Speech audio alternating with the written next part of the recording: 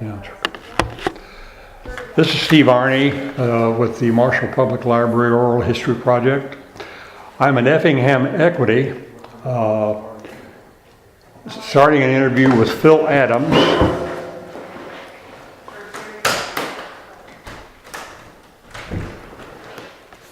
George Dolmeyer will be in a little later to talk something about Effingham Equity. But Phil is familiar with the Marshall Co-op. Is it correct to say, Phil, that the Marshall Co-op has evolved into Effingham Equity? Yes, it is. Okay. When did you start working at the old co-op? I started there the 10th day of March of '66. 66. And where was it located at that time? There on North 5th Street, where the 911 building is right now. And there was a warehouse located somewhere? Be the southwest corner of the courthouse across the street. There was a building there that contained the seed, the fertilizer, and the seed cleaner, and everything. How were the two buildings different? What was done in the building across from the VFW? That's where the feed mill was, the ground feed. Okay. People would bring in ear corn, we'd grind ear corn, we'd shell corn, we'd dump shell corn.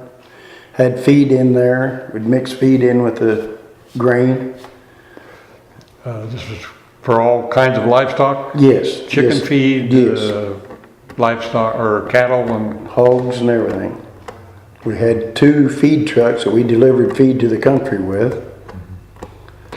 Now, what is a co-op? What was a co-op at that time? How would you describe it? Well, I guess it was there to serve the public. How about ownership? Who owned it? Well, there were stockholders that owned it, basically. Farmers, basically? Farmers, basically, yeah. They had shares? Yes. Mm-hmm. And were they paid dividends? No, I don't think so, but I don't know for sure. I wasn't lucky enough to have one of those shares, so I can't tell you. But I don't know. And I don't know what happened to them after they got in with Effingham Equity. I don't know where the shares went there. I don't know if they transferred or if they paid them back. I don't know. What was your job there? Well, I was grinding feed, mixing feed for a long time, and then we had a tandem that I started driving tandem. I'd go to St. Louis almost 5 days a week.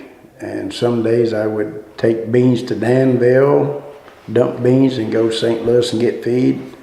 Some days I just went to the country and got grain from the farm and brought back to town. So the farmers who owned stock and the co-op sold their crops to the co-op? Most of them. Yeah, I've hauled lots of corn and ear corn, shell corn, soybeans. We used to have 3 wire cribs that we filled with ear corn. We would haul in from the farm. And most of that would be hauled back up to here to be either shelled or ground. When was that building torn down? Do you remember? I do not know for sure. Was I'd say after the 911 got it is when they tore it down, or maybe it was tore down before that. I don't know. I don't have a record of that. There was a chicken hatchery located over. Did you have anything to do with that? No, sir. On that No, same area as that across the street from the courthouse? No. No. I never had anything to do. If that was a hatchery, it was all gone when I started. Before you started? Yeah, because that's where I started to work first, is down at what they call the old seed house, and then I transferred up to the mill here when they was short-handed up there, and I came up there to work, and they just kept me. Did farmers buy their seed? Yes. Did you sell seed from this co-op also? Yes, yes. Yeah, Was this pretty much the only place for farmers to come to buy what they needed to farm? yes, in Marshall it was. You know, of course, at this time, all we had was bag fertilizer. And then later on, when they acquired this place out here, they had 3 bulk tanks out here that had bulk fertilizer in it, and they was what they call low-down spreaders that they spread it with, and they would let farmers use those to spread their fertilizer with, but we still did a lot of bag fertilizer. And what was the purpose of this tower? Okay, this, up here in the very top of this was a cleaner that when you shelled corn, it would take it up the leg and run it through the cleaner, and it would separate the dirt, the shelled corn and the cobs, and send the shelled corn back down. The dirt went out this way, and I think, no, this dropped it down to that mill that was in the basement over here. But there was outside here in this, where this part is here, there was overhead bins in there. And there was a couple of them that was shelled corn that we could run into there were 2 hammer mills in the building. And we could run down through that one hammer mill from that outside drive. But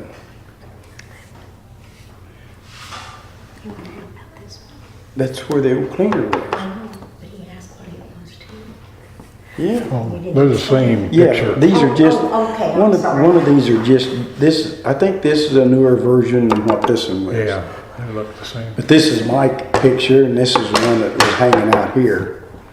I don't know where George got this one from, and it doesn't matter, but Are you from Marshall originally? no, I originally was born and raised in Westfield, and I came to Marshall, and I talked to Fent Collier about a job, and he didn't have anything at the time, so I went down to the Metal Culvert plant and went to work a week down there.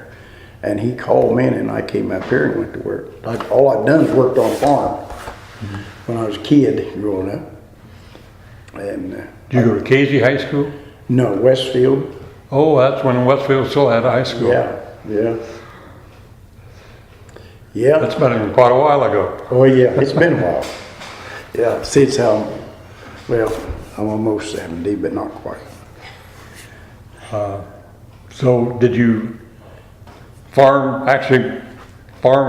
farm work out in the field? No. For farmers? No. No? When I was growing up, I worked in, whatever needed to be done on the farm, where it was out in the field or taking care of the livestock, whatever. That's what I'd done before I came down here. And, part-time, I've worked on the farm down here too, but, this was my main job, was this, when I worked here. You still live in Westfield? No. Well, I've lived in Marshall now for, 50-some years, ain't it? 53 or 4? Since 65 Yeah. or 6. Yep. I don't suppose I'm ever going to move out of Marshall either. I'm going to be here the rest of my days. So are you still working here at Effingham Equity, or have you retired? No, I retired 6 years ago, Okay. and I'm trying to get back on part-time this fall, but I don't know. Depends on if he needs any help or not. If he does, I'm out there. If he doesn't, then, that's okay too. Is that my phone? No, it's this phone here. Oh. Well, let's see here, what else we can talk about.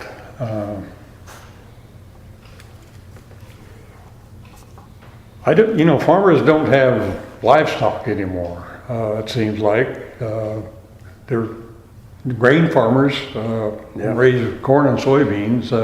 You know the reason why that is? Not 100%.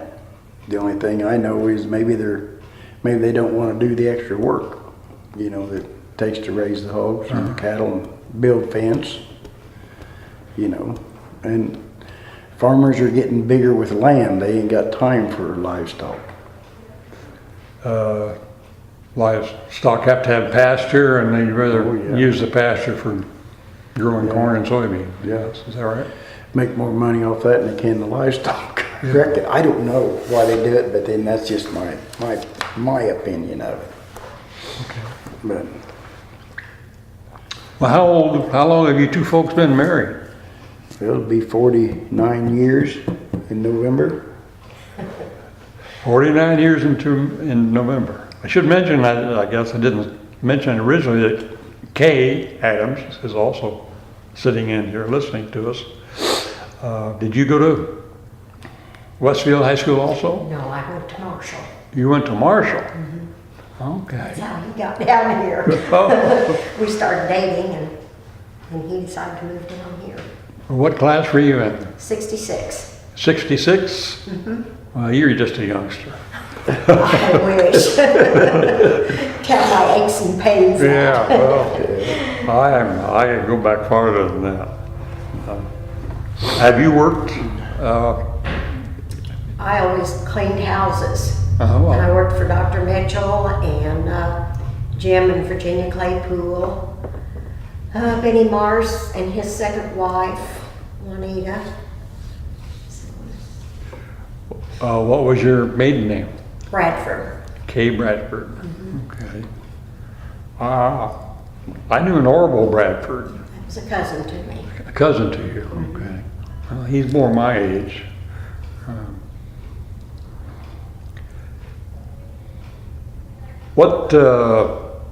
Thinking back, what historical events that have gone on in this country stand out in your mind that you think might have really seemed important to you? You know, things like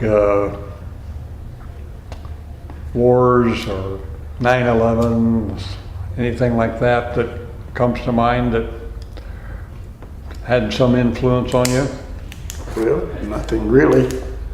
I mean, it's one of those things that happen that, you know, if it don't happen right here close to home, like, you know, you kind of tend to forget. Got that job done. I'm sorry. George Dahlmeyer has joined us. We've talked quite a bit about how things were in the old days as reflected in these pictures, these Yes. photographs. Bill will know all about that. That was before my time. Yeah. You're the manager of Effingham Equity, is that correct? Yes.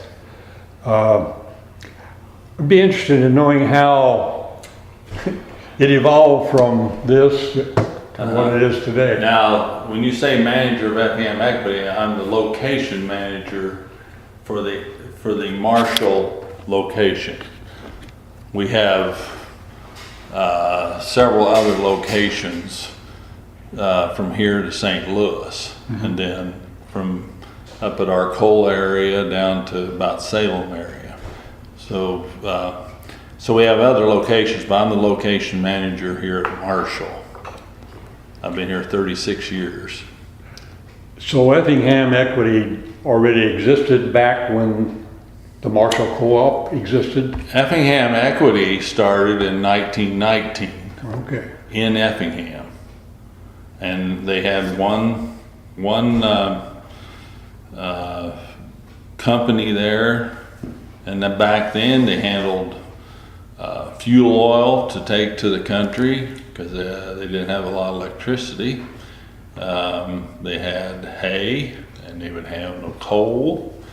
And then they got into some feed, and then it was grain, and then they started bagging fertilizer, and it's just evolved from there. Well, there used to be a lot of labor to handle all the products, which Phil can tell you everything was hand labor to get anything done.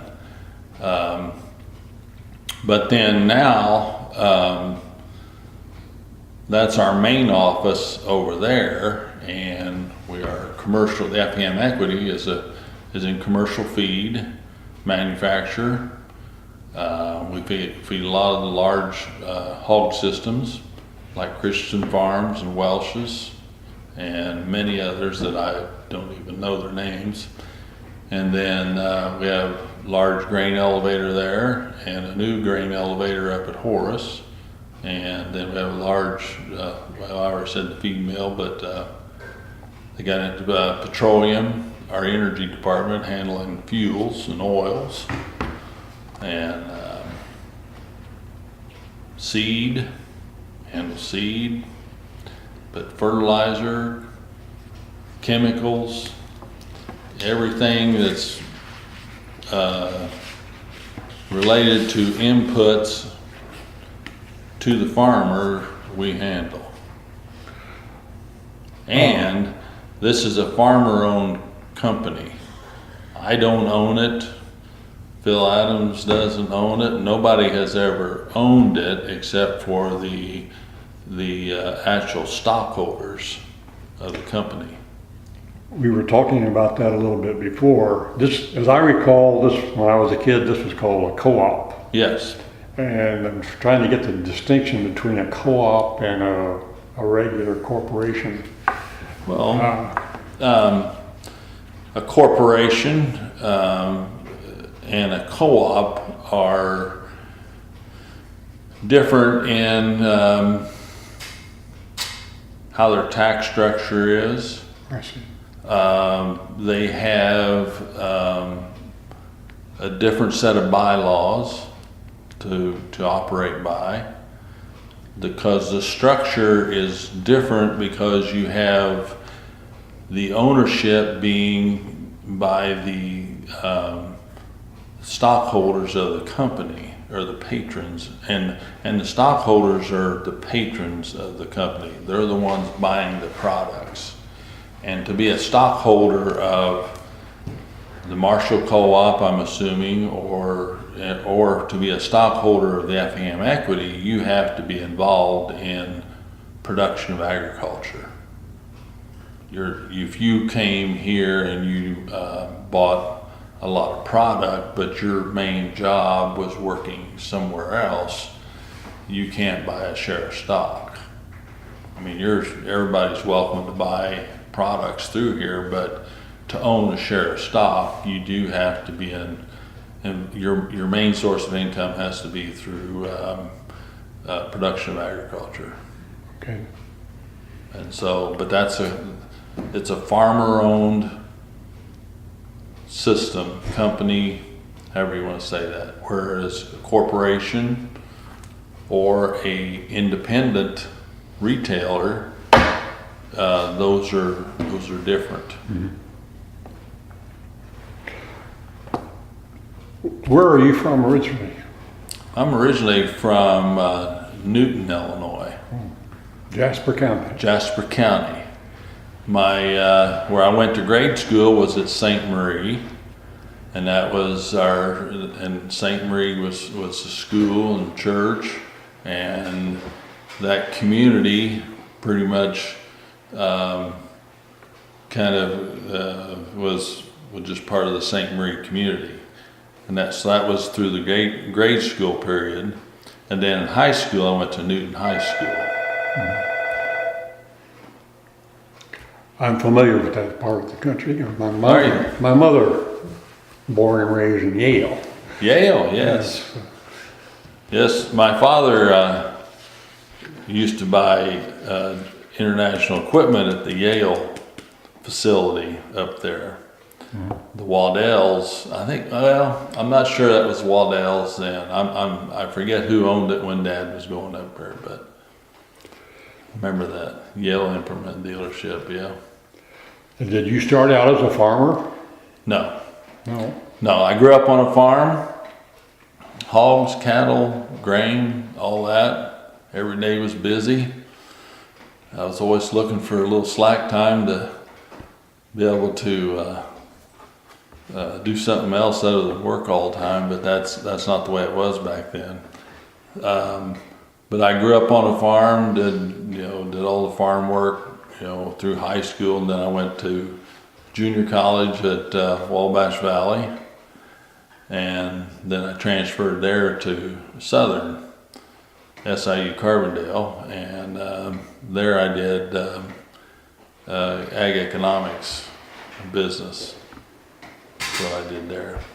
And after that, then I worked at 2 other locations, at Patoka at a grain feed elevator system, and then at Puron Co-op, which the Patoka Co-op,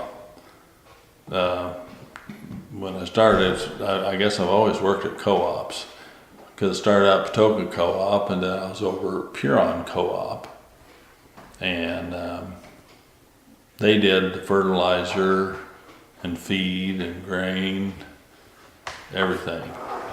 And then I came here. But grew up on the farm, but I was not actually, as my father's position, the owner and operator of a farm. Been a lot of changes in agriculture over the years. I guess maybe one of the most significant was the change from using animals to farm to tractors. That would be one. What would be another? What along the line? What would be the sequence of events as farming has evolved? Well, of course,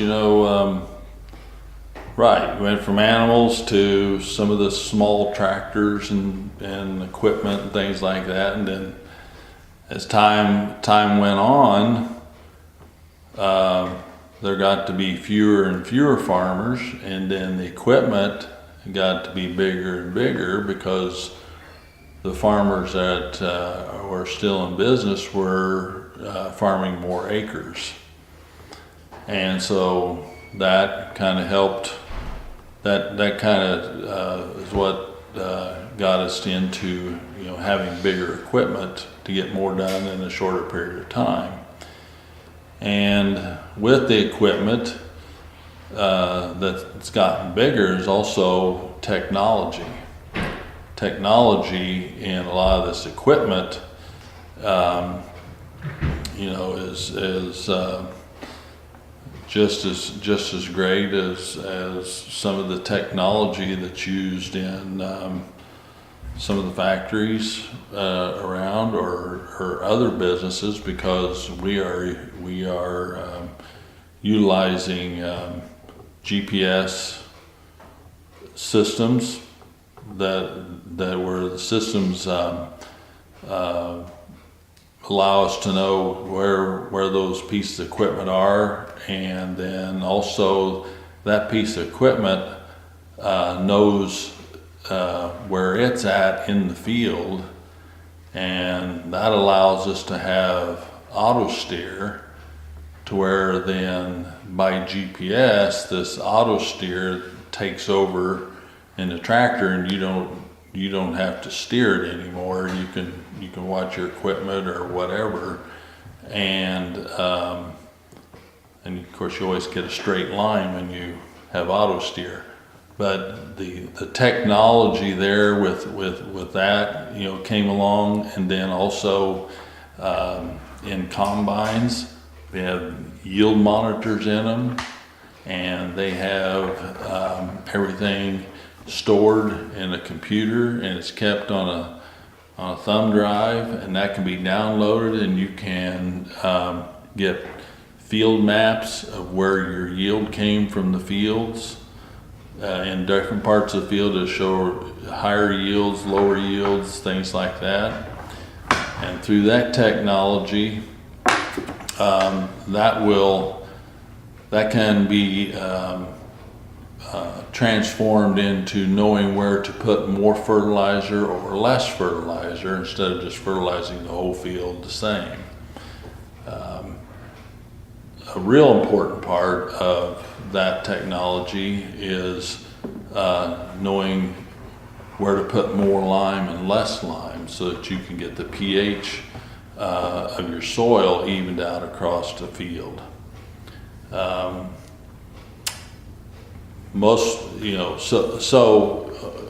So first we started out, with tractors, and you just started increasing horsepower, having 4-wheel drives and all this type of thing. And you had combines were out there, kept getting bigger and bigger. Well, then the technology is what set in on some of the things we just talked about. Then the technology started setting in, and actually you got computers in there. And this computer, and like a lot of the combines and even the tractors, there's sensors all over this equipment that can tell you everything that's going on with that piece of equipment. And just like a combine, it tells you like what your yield is once you get that calibrated. But it also has a lot of sensors in there, what's going on with different parts of the combine, where's a problem starting to develop. And so that can be done. And a tractor the same way, you can see what's going on with your tractor with that computer system that's on there, and just by going from different menus to another, and seeing what the engine speed is, what is my transmission temperature, what's my engine temperature, all those types of things. But also with technology is that, and through the GPS system, the tractor manufacturers now can dial into your tractor. They basically are kind of online to your tractor or your combine at all times. And if you call in and you have a problem, they pretty much already know about it. And I don't know how this works at the corporate office, but then they have their service techs that can dial into that tractor and that computer, and they can pull it up and see what's going on with that tractor and where your problem is at. And so this is a technology that we've gotten to. Sometimes more technology than we know how to use, actually. It's like my not being able to operate all the gizmos on my new car. Yes. The screen there and makes it difficult, I think. And the technology on our sprayers, the technology we have there has really grown, because now the booms have self-leveling systems on there, because there's radar out there that shows you the distance that boom is supposed to be from the ground. And so when it sees that it's coming into a higher spot or a lower spot, it adjusts itself so it won't get into the ground. And also, this sprayer knows where it's been.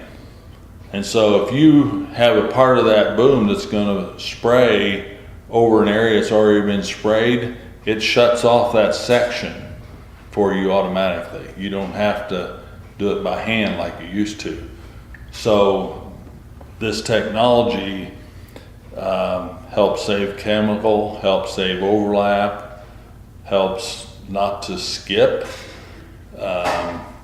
And again, it has auto steer also, so it can do a nice straight line for you when you're spraying.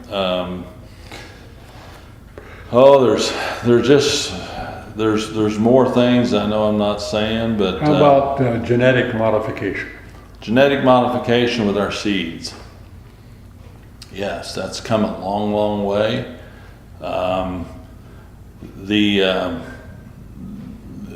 They came up with a process called a gene gun that used to would put certain genes into the embryo of a plant in a petri dish, and that would change the genetics of that plant a lot quicker than just growing it out in the field. Because that took several years to make that change, and all they did was find a way to make that happen quicker. And so we are advancing a lot on increasing our germplasm capabilities with corn and soybeans, wheat, cotton, about all the crops. What's always been a mystery to me is how Roundup prevents weeds from growing, but it doesn't hurt the crop. Exactly. Exactly. And you know, okay, so we've developed a corn or a soybean plant that has the genetics in there to be able to metabolize the herbicide like Roundup. It can metabolize it and not harm the corn or soybean plant. Okay, that's basically what they've done. They found a gene that they can put in there that allows that plant to do that. Now Mother Nature does that on its own, because today there are several different classes of herbicide that we have used to where the weeds are resistant to the chemical also, without anyone making that gene insertion or anything like that into that weed. Mother Nature has a plant out there that's already resistant to the chemical you're putting on there. What has to happen is, like with Roundup, we've used it for enough years, and that plant did not, like after we would spray a field, and you know, maybe there's one plant left that didn't die, a weed that didn't die, and you don't think anything of it. That's one weed, you know, it just didn't die. Okay, that weed goes ahead and puts on seed, and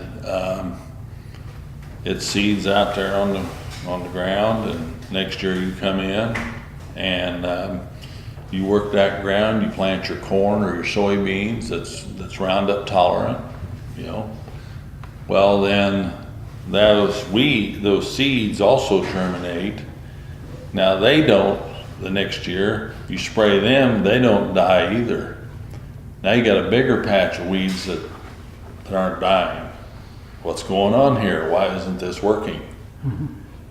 Well, that's a resistant plant that Mother Nature already had out there, and by overusing a herbicide year after year on corn that's Roundup resistant, and then used on soybeans that's Roundup resistant, you soon find that one plant that Mother Nature's got out there that is resistant to the herbicide you're putting on there.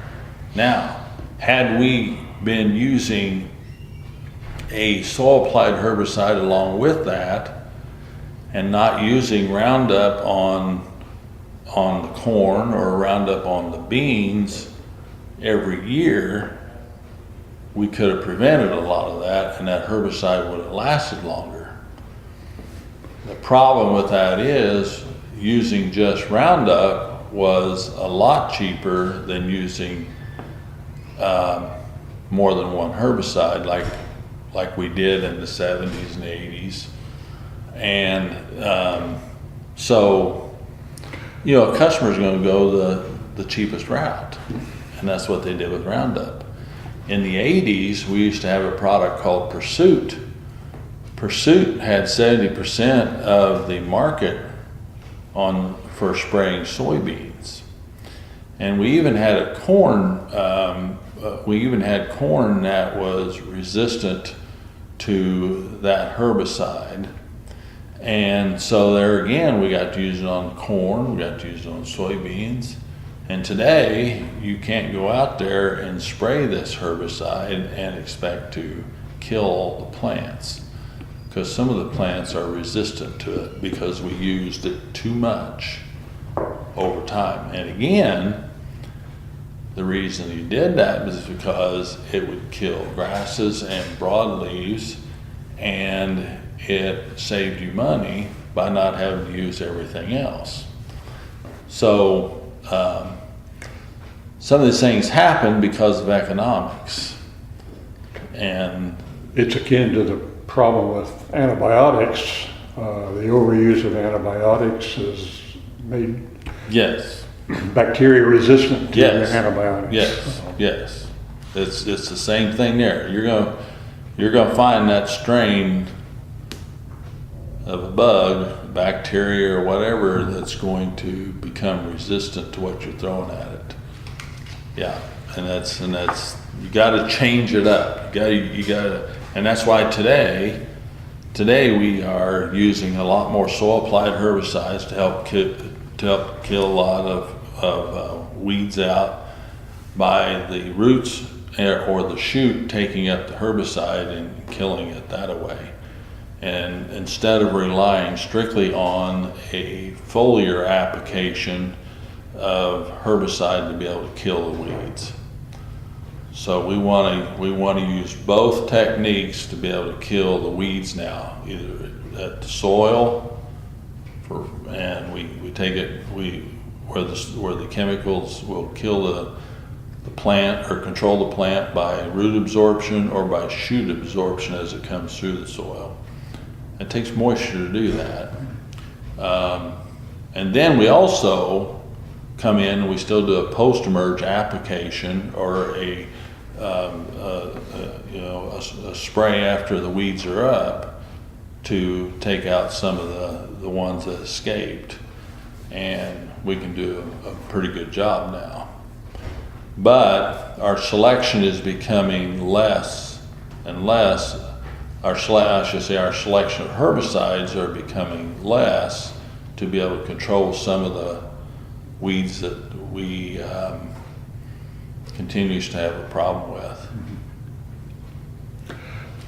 Phil and I were talking about what he did at this old building here in the photograph, and a lot of it was making feed for livestock.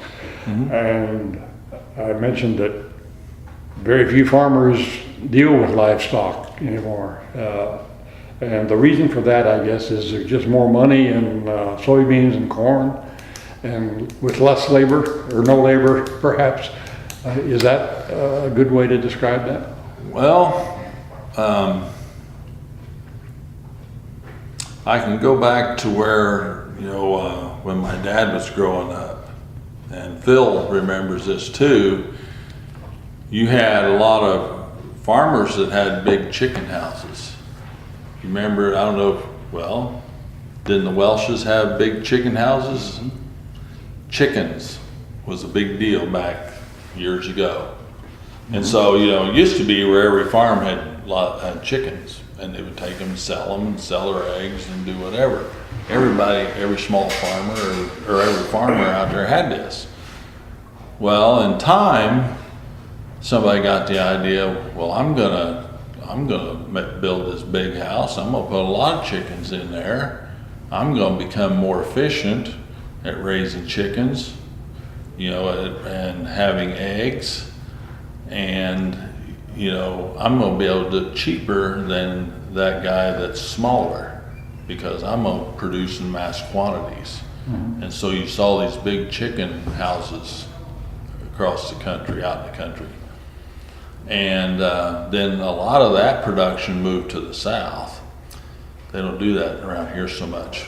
There's a lot of grain that moves from the Midwest to the south for the big chicken houses and the big turkey houses and all that, because it's become efficient to do it that way. that's why you don't have a lot of, well, okay, that's why we don't have a lot of chickens out there on the farm anymore. Same thing with hogs. Right. When I was growing up, every farmer in our neighborhood, and I mean, there was a farmhouse, within 3/4 to a mile of each other, and they all had hogs, and there's all my friends and kids, the boys and girls and everything out throughout the countryside, was at all these farms. And we all had hogs. Some of them had cattle, some of them didn't, and they all grain farmed. And then we took the hogs to the auction barn or a livestock gathering facility, and some of your large meat packing plants would come in and they'd be the major buyers of those hogs or those cattle or something like that you were doing. So lots of small farmers were bringing livestock into these sale barns, okay? And so that went on, and then hogs started to be grown like the chickens did in mass in these large buildings. Only had large numbers in there, and then it became more efficient to produce these hogs in larger numbers. And also the packers themselves, that where you would take them and these hogs would be butchered and cut up for the different meats and stuff that we eat. They wanted a consistent type of meat from certain growers, so that they would get a uniform hog each time it would come through there, and so they could put out a uniform product to the consumer. And so they were willing to have contracts with these large producers of hogs, and then again they could be paid more, they could be more efficient, and the packer then was doing better because he again could sell a more consistent product to the end consumer. So, when I talk about, went from horses to small tractors and it got to bigger tractors, that's because some of these smaller farmers couldn't stay in the business any longer, because some of it became to where like the hog business or the raising of the hogs wasn't efficient anymore at each hog farm. It went to the larger hog farms. Mm-hmm. And anyway, then whenever you would take your hogs or whatever to the sale barn, there was all kinds of breeds, different sizes and everything like that, and the packers wouldn't pay as much for those because they were all different sizes and types and whatever, inconsistent. But with that large hog farm, they were all coming out the back door onto a semi, pretty much all the same. He knew what he was getting. So that's how you got from the small producer to the large producer, mm-hmm. and then to the consumer. And they were trying to get to the consumer what the consumer was wanting. And so that's kind of how that all changed. One last question, if you could clear up confusion I have about the Trans-Pacific Partnership treaty that various people have commented on and have opinions on. I have read that it would have been good for American agriculture to be a part of that treaty, but because the benefits that would have been derived from it will not be exist anymore because we pulled out of that agreement. Is that a correct statement? I am not able to comment on any of that. I'm not well versed enough on that to know how to talk about that. All right. So I have no comment. I know there's a lot of I do not. diverse opinions. That's something that's way up here. On my end, I'm closer to what's going on at the farm. You'd have to ask someone else. Is Effingham Equity considered a corporation now, or is it still in We're the a cooperative. still? No, we're still cooperative. It is?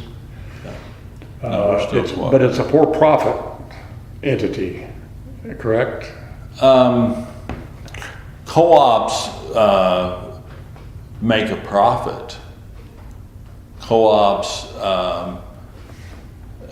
the way each stockholder is treated when you make a profit, you have a certain amount of that profit that goes back to the stockholder, and for their and each stockholder only has one share of stock. There's no one stockholder any better than anybody else.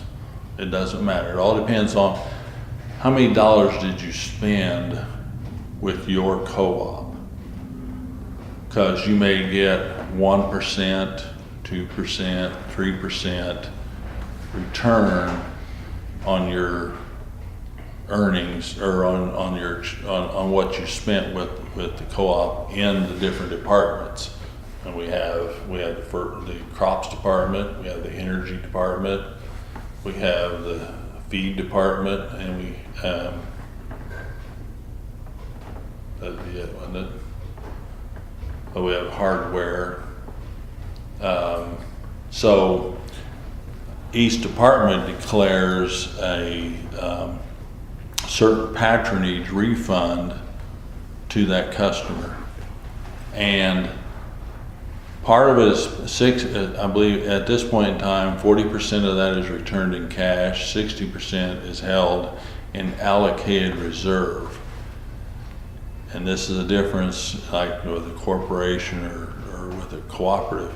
That allocated reserve is held back for the cooperative to operate on, and it's still the stockholders' money, and it's kept track of in the system, and it can be paid back to that stockholder, which the Effingham Equity does pay back allocated reserve to the stockholder.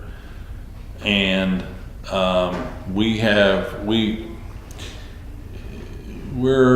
about up to I forget how many years. I'm going to say it's in that 10 to 12 year span. So like say we're at 2017. To be accurate, I would have to check with Effingham, but just say we have paid up to like I think maybe like 2005 or something like that. If you've done business with us up to 2005, you've received all your retained earnings back to you. Okay. That's how that, so the stockholders do receive a dividend, you might say, if the company makes money. The company has to be profitable to do that. Effingham Equity has always been very strong, but you never want to brag too much, because you never know when a bad year's going to hit. But that's how that's done. Okay, well, I want to thank you for participating in this. I think we only have an hour on this recorder, and we're probably just about right there already.